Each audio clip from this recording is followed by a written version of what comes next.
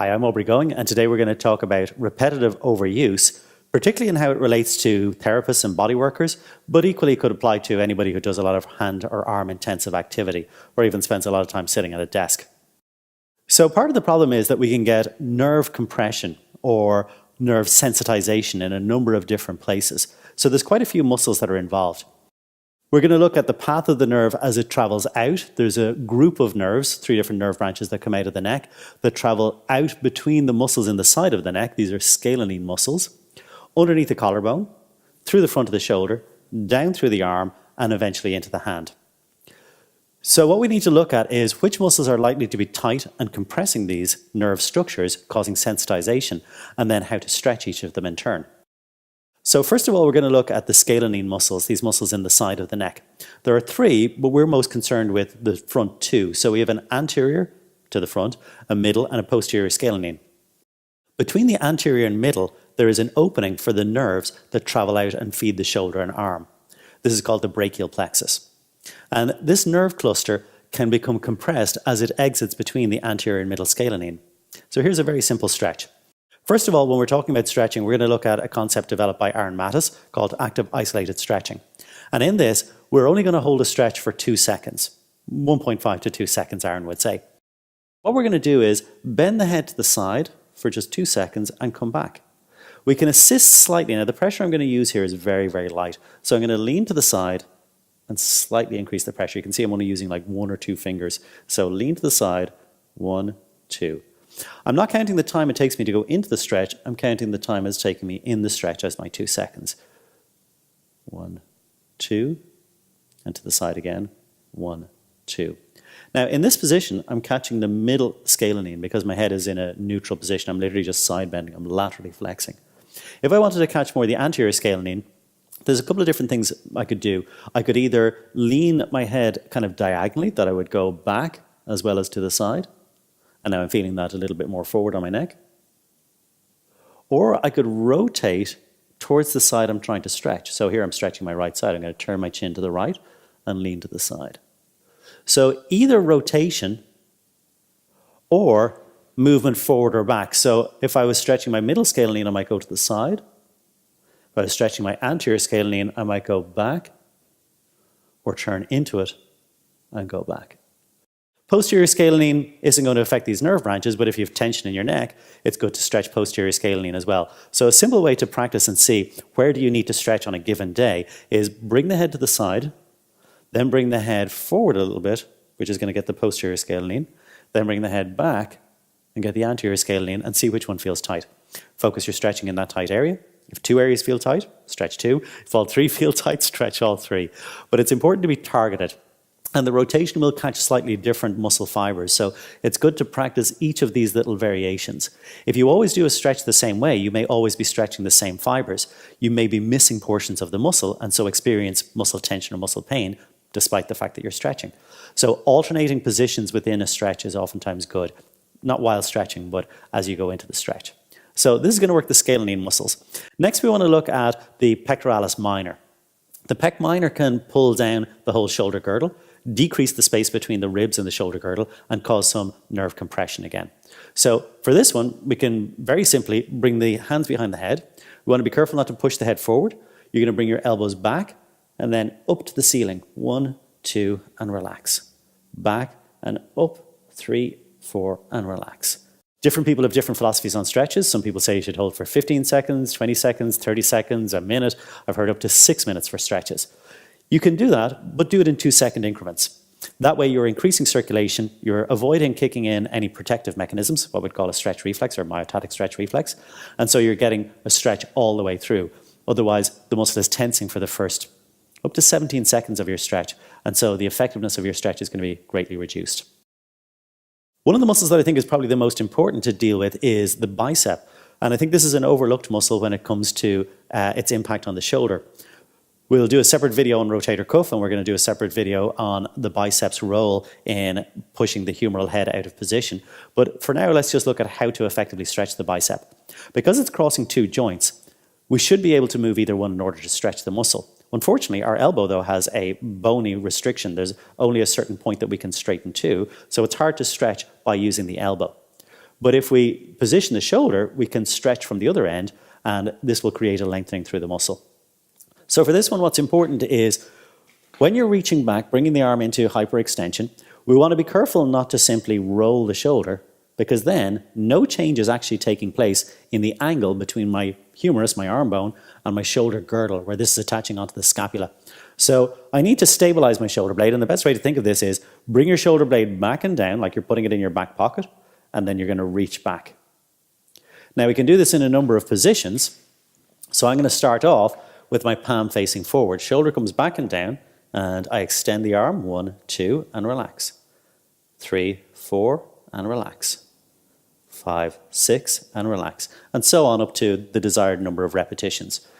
Normally we'd recommend between 10 or 20, but you can do more, particularly if the muscle is very tight and is slow to respond.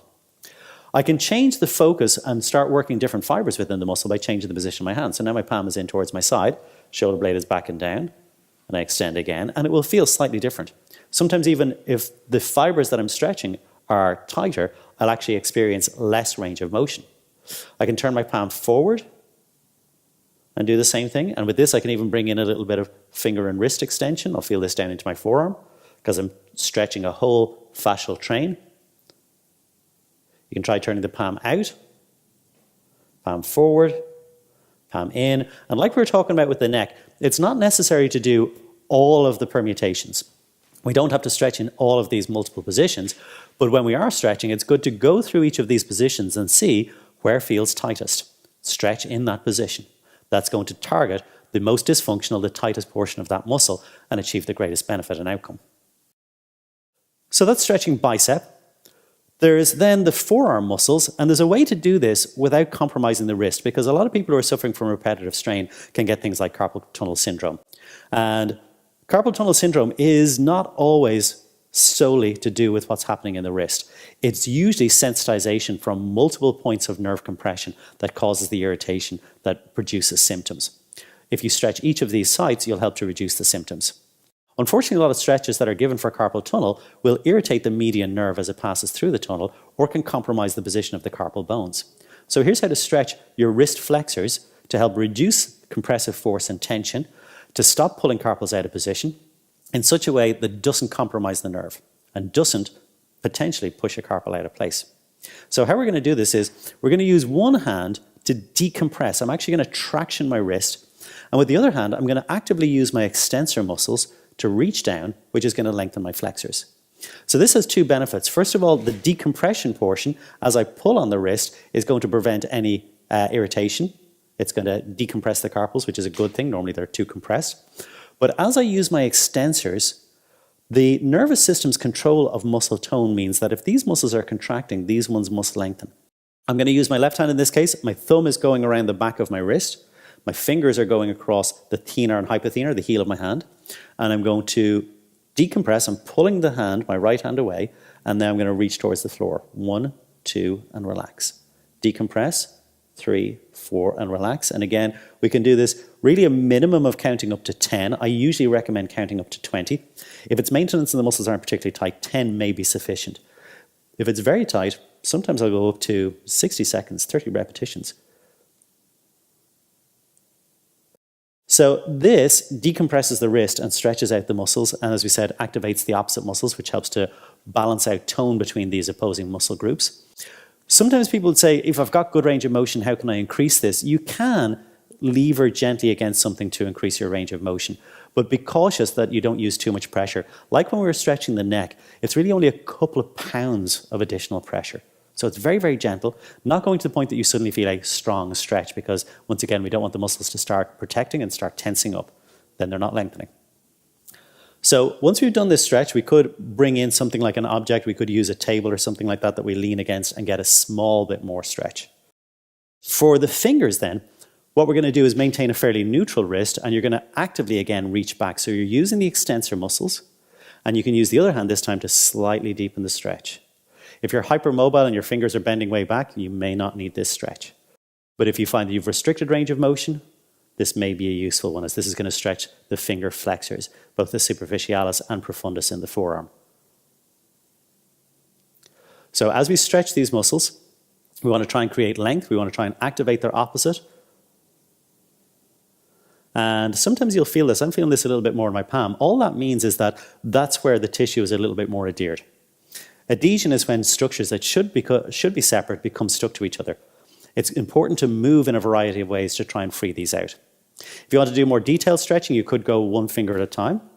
And what you can even do then is start bringing in a little bit of deviation. So we could extend, and we could go to the thumb side, extend and go to the little finger side, and again, see which feels tightest for you.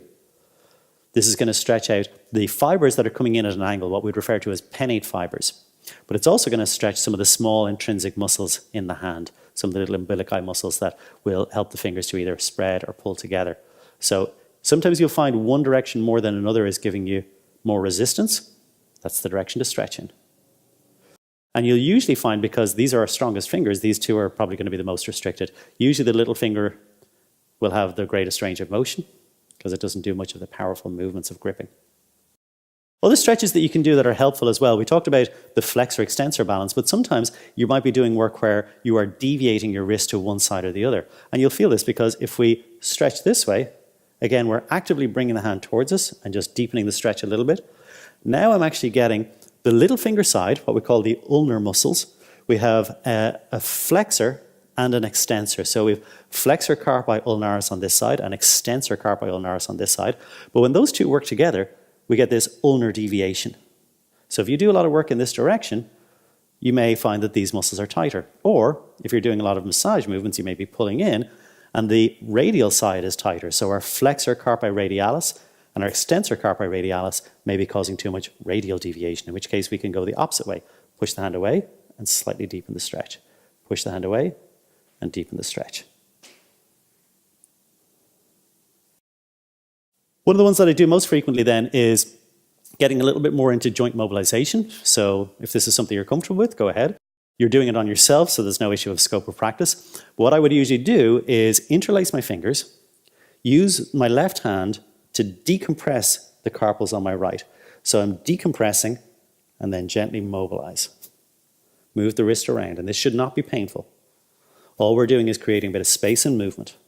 We're not manipulating joints. We're not trying to do anything specific. We're not trying to push a particular bone back into a specific position. All we're trying to do is create a bit of space and motion. Doing the same thing on the other hand, I'm going to decompress the wrist and mobilize. So I'm twisting slightly and I'm moving up and down. I don't want to twist very much because I don't want to stress any of the connective tissue that are holding the bones in place. Which brings me on to my last stretch. One more muscle that is sometimes tight, particularly if we spend a lot of time with our palms down in this pronated position. We have a pronator muscle that does that, and it can become short and tight. How do you know if it's tight? Well, look at range of motion. If the muscle is tight, you will lose range of motion. You won't be able to rotate that your palm is facing directly up to the ceiling. If the muscle is tight, you'll stop a little short of that. So we can again assist this process by slightly adding pressure.